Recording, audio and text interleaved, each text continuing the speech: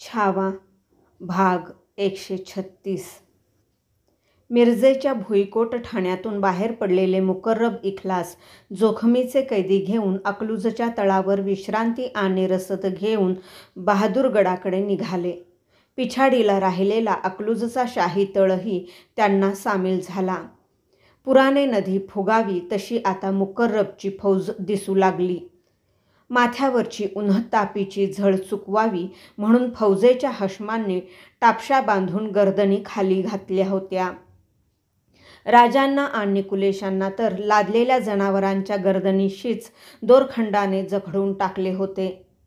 तळपत्या उन्हाखाली हजारो घोड्यांचा काफला रखरखीत उजाड प्रदेशात संथ चालीने चालला होता. सगळ्या फौजेतल्या 3च मनात विचारांची खाई रखरखत होती. दक्षिणेत आल्यापासून शहेनशहाला असा जिंदा तोहफा नजर करण्याची किस्मत लाभलेल्या मुकर्रब खानाच्या मनात एकाच विचाराची की जी चाहे सो फैसला लेने वाले हजरत संबा को ही दख्खन सुभा करे तो क्या, कल उसको भी कुर्निस करना पडेगा. आणि जनावराच्या गर्दनीशी आपली गर्दन जखडलेल्या राजांच्या मनात एकाच विचाराची की पडलाच रायगड तर काय गुजरेल श्रीसखींच्यावर. आणि त्यांच्याच मागून खेचल्या जाणाऱ्या कवी कुलेशांच्या मनात एकाच विचाराची की हमारे साथ नहीं बैठे भोजन में कभी रायगढ़ के कोई मंत्रीगण, और इस आखरी भोजन में स्वामी भी नहीं मिले साथ तो. मजला मागून मजला मागे पडत होत्या.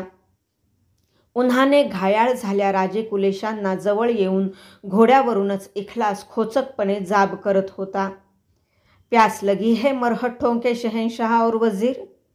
आणि कैद्यांनी मान फिरवताच काखेतल्या बांधल्या पखालीचे पाणी त्यांच्या मुखड्यावर शिंपडून पखाल आपल्याच तोंडाला लावून घटाघटा पाणी पिऊन खदखदा हसताना म्हणत होता, क्या गर्मी है, कितना ठंडा है पाणी. उन्हाची मार असह्य झाली की आपली जनावरे आणि फौज वाटेतल्या आमराईच्या गर्द सावलीखाली उभी करून राजे कुलेशांची घोडी मात्र मुद्दामच उन्हात खडी केली जात होती. दिवस आता कलायला झाला आणि फौज बहादूरगडापासून 2 कोसांवर येऊन रुकली. मुकर्रब इख्लास कुणाची तरी वाट बघत होते. एकसारखे घोडे फौजेला आघाडीला काढून तळहाताची झड डोळ्यांवर नेत बहादूरगडाचा माग घेत होते. बऱ्याच वेळाने एक घोडे पथक समोरून येताना दिसू लागले. त्याच्याबरोबर 2 उंटही होते, पण त्यांच्या पाठीवर स्वार नव्हते. ते मानावर खाली डुचमळ करत तसे दौडत पथकाबरोबर येत होते. तेही बिचारे उन्हाने कासावीस झाले होते. बहादूरगडाहून खुद्द औरंगजेबानेच फते घेऊन येणाऱ्या मुकर्रब खानाच्या आगवानीसाठी पाठविलेले ते त्याचे नेक सरदार होते. सरदार खान आणि हमीदुद्दीन खान. त्यांच्याबरोबर मुकर्रबसाठी मरातबाच्या नव्या खिल्लती देण्यात आल्या होत्या. एका खिदमतगाराच्या घोड्यावर 2 तख्ता कुल्लाह म्हणजे इराणी पद्धतीचे लाकडी खोडे होते. सरदार आणि हमीदुद्दीनला बघताच मुकर्रब आणि इख्लास पाय उतार झाले. पुढे होत त्यांनी त्यांना कडकडून खांदा भेट दिली.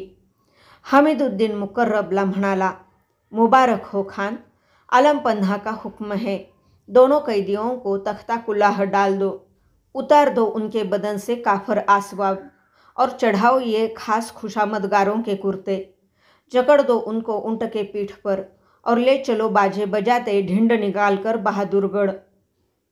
मुकर्रब खानाच्या हशमांनी पटापट हालचाली करून घोड्यांवर जखडल्या राजे आणि कुलेशांना खाली घेतले. त्यांच्या गळ्यातील मोतीकंठे, कानांतील सोन चौकडे असे मौलिक डाग कुणी कुणी ओरबाडले. त्यांच्या अंगावरचे जामे ओरबाडून काढण्यात आले. त्याऐवजी विदूषकासारखे ढगाळ कुर्ते दोघांच्याही अंगी जबरीनं चढविण्यात आले. कमरेला घंटांच्या माळा आणि काटेरी वेलेंची कडी आवळण्यात आली. डोकीवर उंच माटाच्या लाकडी विदूषकी टोप्या चढविण्यात आल्या. हात आणि गर्दन जखडून टाकणारे इराणी पद्धतीचे लाकडी तख्ता कुलाह त्यांच्या हाताकंठात करकचून आवळण्यात आले. दोघाही कैद्यांनी सरदार खान, हमीदुद्दीन आणि मुकर्रब खान यांनी दिलेले हुकूम पाळणाऱ्या खिदमतगारांना कसलाही विरोध केला नाही. कसे दिसत होते राजे आता? कुठल्याही फौजी मावळ्याने त्यांना दुरून तसे बघितले असते तर गनिमाचा बहुरूपी खबरगीर म्हणून दस्तच करून टाकले असते. ते राजे नव्हतेच. विदूषकी पोशाखात बादशहासमोर पेश केले जाणारे बळी होते. राजचिन्हाची एकच खून नाचीज म्हणून कुणीही उचकटून न टाकल्याने त्यांच्या अंगावर तशीच होती आणि तीही आबासाहेबांनी दिनरात छातीवर वागविलेली 64 कवड्यांची फक्त भवानी माळ. संग सोबतीला एकच माणूस होते. कुठल्या कुठे कनोज देशात उपजलेला एकमेव कवी, छंदोगामात्य, कुल एख्त्यार कुलेश. सरदार खान हमीदुद्दीन इख्लास मुकर्रब यांनी कैद्यांना चौफेर कडेकोट घेर टाकणारी फौजेची हत्यारबंद शिस्त लावून घेतली. हात रश्श्यानं जखडलेल्या दंडात काढण्या आवळलेल्या कैद्यांच्या भोवती हजारो हशम तळपत्या नंग्या तेगी नाचवत हारीने उभे ठाकले. शाही शहाजने, तुताऱ्या, नगारे, चौघडे यांची एकमेकात मिसळती घोषगर्दी उसळली. बेहोश हशमांनी नरड्यांच्या घाट्या फोडत किलकाऱ्या उठविल्या. धीन धीन निघाली. काफर कैद्यांना कडेकोट बंदोबस्तात घेराने जखडून धिंड निघाली. औरंगजेबाच्या पुऱ्या हयातीत त्याने सगळ्या भावांपासून कैक गनिमांची बेरहम कत्तल केली होती. पण आज त्याच्या हुकुमाने निघणारी ही अशी पहिलीच धिंड होती. का घेतला होता त्याने असा निर्णय? एकाच हेताने. ही अशा धिंडेची खबर मराठा मुलखात गावोगाव पांगेल वाऱ्यासारखी. ती ऐकून हाय खाल्लेले जिंदे मरहट्टे आपसूक झक्कतेतील तस्लीम करत मनसबीची खिल्लत मागायला. पडला मराठी मुलूक एकदाचा की करून टाकता येईल कांजीवरमपासून तहत काबूलपर्यंतचा पट्टा इस्लामचा बंदा आणि त्या अफाट सल्तनतीची राजधानी करता येईल देहली. मोत्तद्दारांनी हाती धरलेले कैद्यांचे काढणी बंद खेचले. राजे कुलेश तिरपागडत त्या झटक्याबरोबर ओढले गेले. भोवतीच्या जमावातून शेलक्या शिव्या कल्लोळू लागल्या.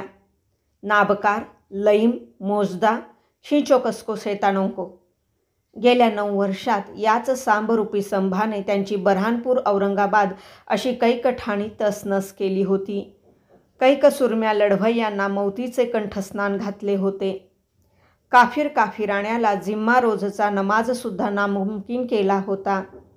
त्यांचा नुसता हा गुस्साच नव्हता.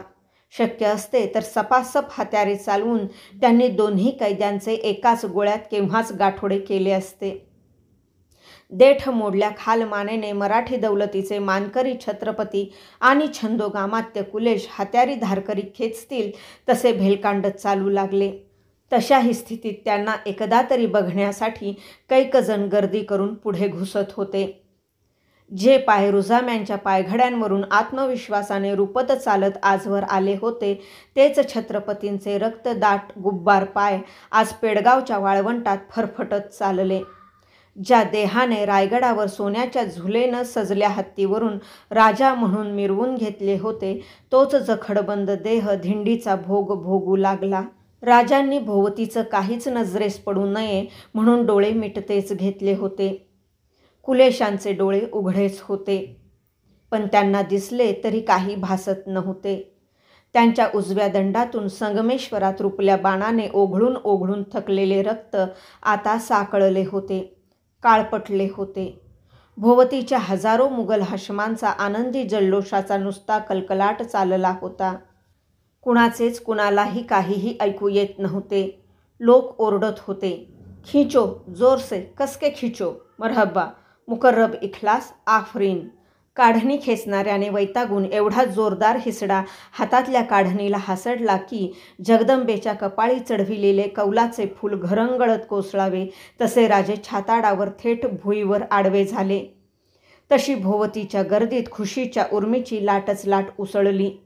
कमरेला नेट देऊन उठणाऱ्या राजांना एकाकी भवानीबाई नि बाळराजांची आठवण झाली. ते बचपणी कमरेलाच घालत होते विळखा. थोडे मोठे झाले नि सुटला त्यांचा विळखा. आता घालायचे मुजरे, मुजरे, मुजरे. आहेत याद किती हातांनी घातले या कुडीला मुजरे. कशासाठी घातले त्यांनी ते? लाचार होते म्हणून? माणसे मान झुकवतात. कशापुढे? सत्तेपुढे? साफ गल्लत. माणसे झुकतात प्राणापल्याड जाऊन भोवतीच्या कैकांचे माणूसपण जपणाऱ्यांसाठी. आबासाहेब तसेच. ते गेलेत तरी का नाही वाटत गेल्यासारखे? कसे वागते असते तर ते आत्ता? आणलेले गर्दीमुळे बुजलेले उंट सांडणी स्वारांनी चुचकारून कसे तरी एकदाचे बसते केले. त्यावर लादण्यासाठी राजांना आणि कुलेशांना काढण्या धरलेले हशम खेचू लागले. ते त्यांना साधेना. पाय भुवीत जाम रुतवलेले कैदी तसुबरही हलायला तयार नव्हते. काढणीधारी हशमांची आणि कैद्यांची खेचाखेच बघत असलेला इखलास भोवतीच्या हशमांना बघून कडाडला. देखते क्या हो बेवकूफ गद्दार, उठाव दोनों को, डाल दो उंटों पे. भोवतीच्या हशमांतले 5-10 धिप्पाड हशम हातातल्या तेगी म्यानबंद करत पुढे झाले. लुटीची बोचकी उचलावी तसे राजांना आणि कुलेशांना बळजोरीने उचलून त्यांनी उंटावर लादले. दोरखंडांनी दोघांनाही उंटाशी करकचून आवळले. खूर वेडेवाकडे करत वेड्या वाकड्या अंगचणीचे उंट भोवतीच्या जमावातून धीन धीनचा कल्लोळ उठत असतानाच भेदरून वर उठले. सांडणी स्वारांनी त्यांच्या शेपट्या करकचून पिरगाळल्या. त्या कळी समके मानामागे पुढे करत ती मुकी जनावरे डुचमळत चालू लागली. राजे आणि कुलेशांचे पाय त्या उंटांच्या पोटाभोवती जखडून बांधले होते. दोघांच्याही हातातल्या काढण्या धरून आघाडीला मुकर्रब इखलास खासे घोड्यावर बसले होते. वाद्यांचा आरोळ्यांचा कालवा कानठळ्या बसवत असतानाच कधी निघाली नव्हती अशी जल्लोषती धिंड निघाली. वाटेवर येणाऱ्या मौजे बुद्रुकातील औरंगची रियाया मुकर्रब व इखलासवर खोबरे आणि खारकांचे तुकडे फेकत हर्षाने नाचत होती. दिवस ईदसारखा साजरा होत होता. रात्र शबे बारात सारखी सजली जाणार होती. वाटेवर पसरलेल्या लांबलचक तळावर अशी एकही असामी नव्हती की तिला दोजखी कैदी बघून डोळ्यांचे पारणे फेडायची जन्नती ख्वाहिश नव्हती. फौजेचे हत्यारी लोकच सबूर पिछे हटो म्हणत आपल्याच बाया मर्दांना बच्च्यांना मागे हटवीत होते. त्यांची नजर चुकून बच्चे मोगल आणि आवरती उंटावरच्या कैद्यांना हाती मिळतील ते पायतळीचे दगडी गुंडे मारत होते. कुत्ते, शैतान, काफर असे पोटतिडकीने म्हणत नफरतीने मनातला गुस्सा थुंकीत एकवट करून पायाशी पचापच थुंकत होते. आता डोळे सताड उघडे केलेल्या क्षत्रिय कुलावतंस शिवपुत्र संभाजीराजे यांच्या नजरेत अपार अशरण तेज उतरले होते. देहात नसल्यासारखेच दिसत होते ते. मांडाखालच्या उंच जनावरापेक्षा डोक्यावरच्या उंच लाकडी टोपीपेक्षा एवढेच काय रायगडाच्या उंच आघाडी मनोऱ्यापेक्षा नजर ठरणार नाही अशा उंचवट्यावर जाऊन बसल्यागत दिसत होते त्यांचे डोळे. एवढ्या जोश कल्लोळातही कुलेशांच्याकडे बघत त्यांना विचारलेही नेहमीच्याच राजबोलीत, कचरलात छंदोगामात्य? झटकन आपली गर्दन राजांच्याकडे करून ती किंचित लवती करत कुलेश उत्तरले, जी नहीं, नहीं होती ये आंखें तो ऐसा नहीं देखना पड़ता स्वामी को. मध्येच मागे वळून इखलास खेकसला, क्या बकते हो आपस में, नाम लो खुदा का. एरवी जो फासला काही पळात काटला गेला असता तोच सगळ्या तळाचे डोळे निववीत चांगला 2-3 घंटे काटला जात होता. हिंदुस्थानच्या शहेनशाह आलमगीरांचीच शाही मुराद होती ती. तसा हुकूमही होता. धिंड बहादूरगडाच्या आघाडी दरवाजात आली. दरवाजातच बहादूर खान, रणमस्त खान, शाब्दी खान, हसन अली खान, गझन कफर खान असे मुलुखभर तळ टाकून पडलेले खासे सरदार खडे होते. काही ना काही निमित्त काढून त्यांनी आज बहादूरगड जवळ केला होता. खिल्लती फेकून उभा मावळ मुलुख फितव्याने फोडणारा बक्षीरहुल्ला खान तर साऱ्या सरदारात गरगर फिरत होता. त्यालाही बघायचा होता आंख भरून एकदा दख्खनेत आल्यापासून हैराण हैराण करणारा शैतान संबा. या खुशीच्या क्षणाची नौबत म्हणून गडावर तोफांची भांडी दणादण कडकडत फुटली. अंगावरचे विदूषकी ढगळ कपडेसुद्धा जागजागी फाटलेले, उन्हाने घामेजलेले, अंगावर पडलेल्या दगडगुंड्यांनी जागजागी जाया झालेले कैदी, राजे आणि कुलेश उंटावरून खाली उतरविण्यात आले. गडाच्या लोहार मेटावरून निवडून पाठवलेल्या लोहारांनी झटाझट दोन्ही कैद्यांच्या खांदा छातीवरून आवळून त्यांच्या पायात लोखंडी बेड्या सांडशी हातोड्याने पक्क्या करून टाकल्या. संशयी आणि गैरवाजवी सावध खुद्द औरंगनेच प्रथम कैद्यांना बेड्या आवळण्याचा सक्त हुकम दिला होता. त्याने सर्व सावधानगी घेतली होती. शक्य असते तर त्याने राजांच्या भोसलाई राजसमनालाही बेड्यात जखडण्याचा हुकूम दिला असता. बहादूरगडात दिवाणी आमचा दरबार खचाखच भरला होता. त्यात सगळीकडून आलेले मोगली सरदार, सर्जा खानसारखे इदलशाही कुतुबशाही सरदार, सर्वात आघाडीला शहजादे कदंबर हुकूम नजर बांधून दरबारी रिवाजाप्रमाणे खडे होते. अलकाबाच्या ललकाऱ्या उठताच गुर्जबारदारांनी हातचे गुर्जबी दंड रिवाजी होशियारसाठी तिबार फरसबंदीवर आपटले. यकश्चित माशी फिरली तरी ते ऐकू यावे असा सन्नाटाच सन्नाटा पसरला होता दरबारभर. सिंहासन बैठकीच्या पाठच्या दरवाजातून प्रथम वजीर असद खान बाहेर आला आणि पाठोपाठ हिंदुस्थानचा शहेनशाह मुईउद्दीन मोहम्मद आलमगीर गाझी औरंगजेब आला. त्याची कोरलेली दाढी आता पुरीपुरी सफेद झाली होती. शेलाटी अंगकाठी मात्र उमर झाली असताही ताठ होती. डोळे शोधक तीक्ष्ण होते. तो येताच उभा दरबार तस्लीम देण्यासाठी खाडकन लवला. पेश करो दरबार के सामने नापाक काफर कैदियों को. असद खानाने आपल्या अली हजरतांचा हुकूम मुकर्रबला सुनावला. मुकर्रबने इखलासला नजर इशारत करताच 10-5 हत्यारी हशमांनी घेर टाकलेले दख्खनेत आल्यापासून औरंगला घोर लावलेले दोन्ही कैदी दरबारच्या मधोमध पेश घालण्यात आले. कैदी ताठ होते. आग्र्याच्या कोठीतून तुरीत देऊन सलामत सुटलेला सेवाचा बच्चा संभा त्याच्या बम्मन एख्तियारसह तख्ता कुलाहा सामने बघताच आपले सगळे भाई दारा शुकोह, मुराद, शुजा आणि अब्बाजान शहाजान यांच्या मौतीची खबर ऐकतानाही फुटल्या नव्हत्या एवढ्या आनंदाच्या उकळ्या बुढ्या औरंगाच्या काळजात उसळून उठल्या. कधी भुलून वा चुकूनही तो दरबारी रिवाज मोडत आला नव्हता. पण आज नकळतच तो त्याच्याकडून मोडला गेला. बसल्या आसनावरून तो ताडकन उठला. कैदी संभाजीराजे आणि कुलेश यांच्या गर्दनी एवढ्या घेरावात सुद्धा ताठ खड्याच होत्या. झाली. आज या क्षणाला आग्र्यातल्या दरबारानंतर प्रथमच मराठी दौलतीचे छत्रपती संभाजीराजे आणि दिल्ली तख्ताचा शहेनशाह मुहम्मद औरंगजेब याची इतकी वर्षे कुचमलेली नजर भेट झाली.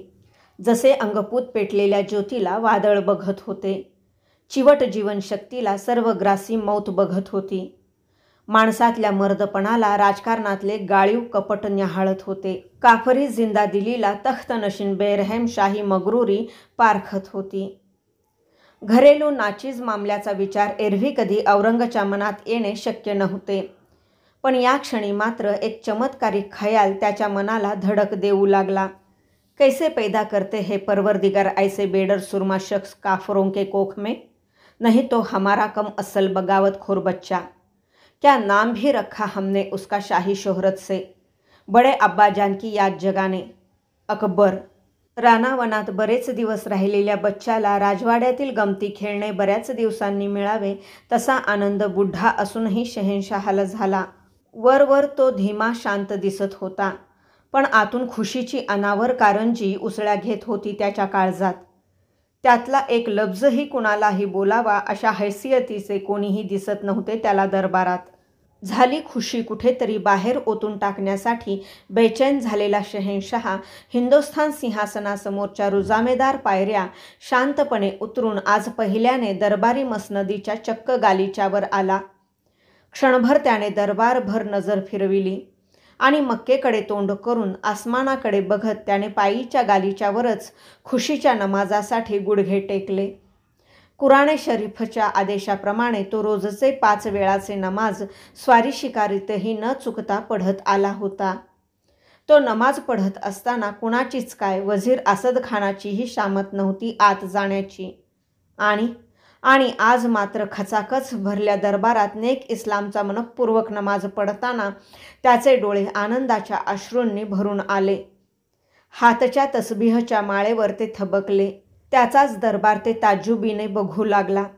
त्यातल्या कैकांनी तर मागून गुस्ताखीची आफत नको म्हणून आपोआप गुडघे टेकले. दरबाराबरोबर छत्रपती संभाजीराजेही तो नजारा बघत होते. एवढ्या जीवघेण्या विटंबनेनंतरही त्यांच्यातला कविभूषणाची कदर करणाऱ्या आबासाहेबांचा वारसा सांगणारा बुधभूषणमचा रचनाकार, काव्यप्रेमी मराठमोळा जातिवंत राजा उफाळून आला. छंदोगामात्य कविकुलेशांच्याकडे रोखून बघत भरला दरबार थरकून जाईल अशा संथ पण ठणठणीत राजबोलीत ते म्हणाले, एवढी चर्चा केलीत आमच्याशी काव्याची हयातभर छंदोगामात्य. करून दावा या औरंगला बघताना आत्ता काय वाटतं त्याचं काव्य? या क्षणी हाती कलम नाही असं न म्हणता निघाल्या धिंडीने पुरते घायाळ झालेले कविकुलेश त्या नुसत्या शब्दांनीच ढवळून निघाले. झटकन गर्दन वर घेत राजांच्या कपाळीच्या फिसकटल्या शिवगंधाकडे बघतच राहिले. प्रत्यक्ष औरंगच्या सेवेला खिदमतगार रुजू होणार नाहीत अशा तत्परतेने शारदेचे मानकरी कनोजी शब्द त्यांच्यासमोर हात जोडत रुजू झाले. आपोआप त्यांच्या ओठांतून ते त्वेषाने बाहेर पडले. जो आज्ञा सुनिये. राजन हो तुम साचे खूब लढे तुम जंग, तुव तप तेज निहार के तखत त्यजत औरंग. त्या दोघांच्या पासून दूर असल्याने औरंगला ते ऐकू येणे शक्य नव्हते. दरबार मात्र ते ऐकून चळवळला. जागेतून कुजबुज उठली. इंशाअल्लाह सच तो है, क्या बकता है कुत्ता, काट दो जबान हरामजादे की. असली शायर है, क्या मिसाल है शायरी. सुबुर आस्ते, जबान काट जाएगी इसी दरबार में. दरबारी कुजबुजीची दखलही न घेता नमाज पढून उठत बादशाह मुकर्रबला म्हणाला, ले जाओ इनको कोठी में, हटाओ सामने से. औरंगच्या एकाच वाक्यावर दरबारी खसखस खाटकन थांबली. उतरला तसा औरंग संथपणे पुन्हा पायऱ्या चढून दरबारातून निघूनही गेला. दरबार उलगला. साखळबंद कैदी कोठीकडे नेले जाऊ लागले. भाग 136 समाप्त.